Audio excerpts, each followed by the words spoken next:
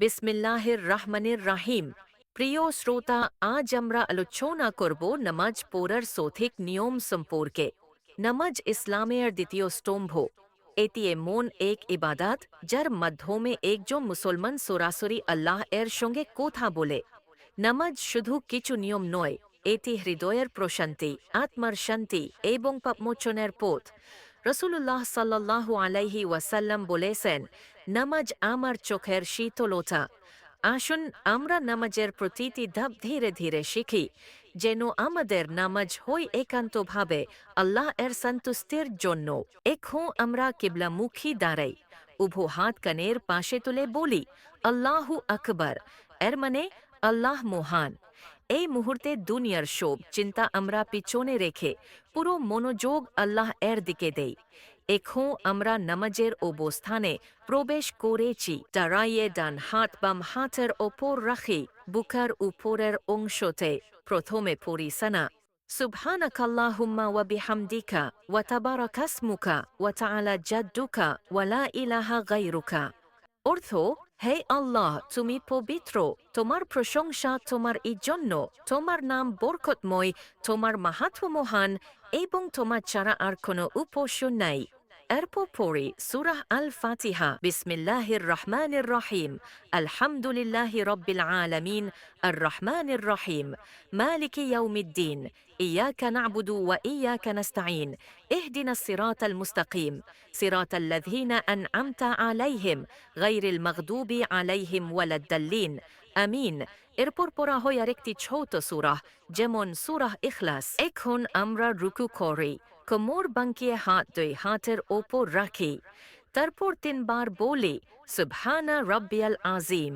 অর্থ, আমার মহান প্রভু পবিত্র। রুকু হল বিনয় প্রকাশ এর প্রতীক।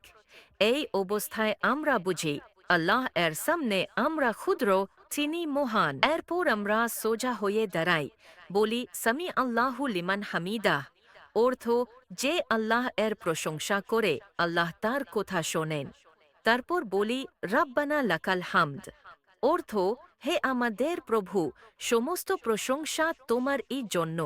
এরপর সেজদায় যাই, কপাল ও নাক মাটিতে রেখে বলি তিনবার, সুবহানা রাব্বিয়াল আলা। অর্থ, আমার মহান প্রভু অতিশয় মহান। এই অবস্থায় একজন মানুষ আল্লাহ এর সবচেয়ে নিকট থাকে। দ্বিতীয় সেজদার পর বসে পড়ি হাত মুড়ে। তারপর পড়ি তাশাহুদ। আত-তাহিয়াতু লিল্লাহি ওয়াস-সালাওয়াতু ওয়াত-তাইয়্যিবাত। السلام عليك أيها النبي ورحمة الله وبركاته. السلام علينا وعلى عباد الله الصالحين. أشهد أن لا إله إلا الله وأشهد أن محمدا عبده ورسوله. এরপর পড়ি দারুদ শরীফ। اللهم صل على محمد وعلى آل محمد كما صليت على إبراهيم وعلى آل إبراهيم إنك حميد مجيد. এটি নবী করিম সাল্লাল্লাহু আলাইহি ওয়াসাল্লাম এর প্রতি সালাম ও দোয়া। শেষে আমরা ডান দিকে মুখ ফায়ের বলি, আসসালামু আলাইকুম ওয়া রাহমাতুল্লাহি। তারপর বাম দিকে একইভাবে বলি, আসসালামু আলাইকুম ওয়া রাহমাতুল্লাহি। এর মাধ্যমে নামাজ শেষ হয়।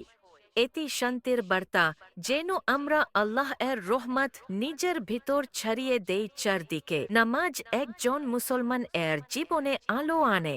রাসূলুল্লাহ সাল্লাল্লাহু আলাইহি ওয়াসাল্লাম বলেছেন, যে ব্যক্তি 5 ওয়াক্ত নামাজ আদায় করে তার পাপ সমুদ্রের ঢেউয়ের মতো ধুয়ে যায়। নামাজ মনকে শান্ত করে, রাগ ও দুঃখ দূর করে।